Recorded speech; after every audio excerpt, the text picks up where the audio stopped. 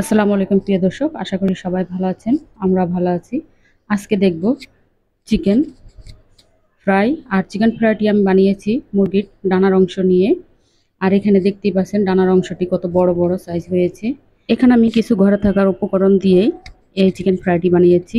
আদা রসুনের পেস্ট দিয়েছি 1 চা চামচ, ধনিয়া গুঁড়ো দিয়েছি 1 চা চামচ, মরিচের গুঁড়ো 1 চা চামচ, হলুদের গুঁড়ো 1 চা চামচ, গরম মশলা দিয়েছি আধা 4 চামচ, ভাজা জিরে গুঁড়ো দিয়েছি 1 4 চামচ। দিয়ে এগুলোকে আমি ভালোভাবে মাখিয়ে নিয়েছি। আর এখানে টমেটো সস আর সয়া সস দিয়েছিলাম, দিয়ে ম্যারিনেট করে 1 ঘন্টার জন্য রেখে দিয়েছিলাম। তারপরে আমি এভাবে ময়দা নিয়েছি।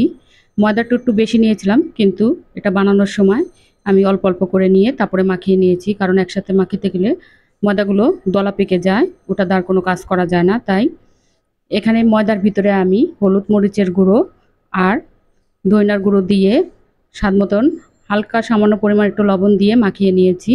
তারপরে মুরগিগুলোকে দেখেছেন আপনারা কিভাবে মাখিয়ে নিয়েছি। মাখিয়ে নেওয়ার পর পানির ভিতরে দিয়ে একটু চুপনি দিয়ে আবারও মাখিয়ে নিয়েছি, ময়দার ভিতরে গড়িয়ে নিয়েছি। নেওয়ার পর একটু চেপে চেপে গড়িয়ে নিতে হবে।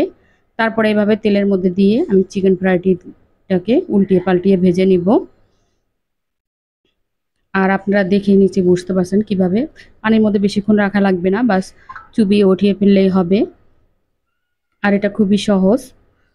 এটি চিকেন ফ্রাই। আমার চিকেন ফ্রাইগুলো ভাজা হয়ে গেছে। এর আগেও আমি 1 প্লেট ভেজেছিলাম, সেটা খাওয়া শেষ। আর আমি দেখিয়ে দিচ্ছি আপনাদের ভিতরটা কত সফট হয়েছে, উপরেরটা পুরাই ক্রিসপি মুচমুচে।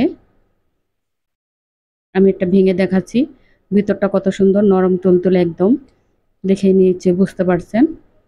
আর এটা পাস্তা দিয়ে পরিবেশন করলে খুবই ভালো লাগে। আমি এখানে আগেই পাস্তা রান্না করেছিলাম, চিকেন পাস্তা। আর এখানে সস নিয়েছি টমেটো সস।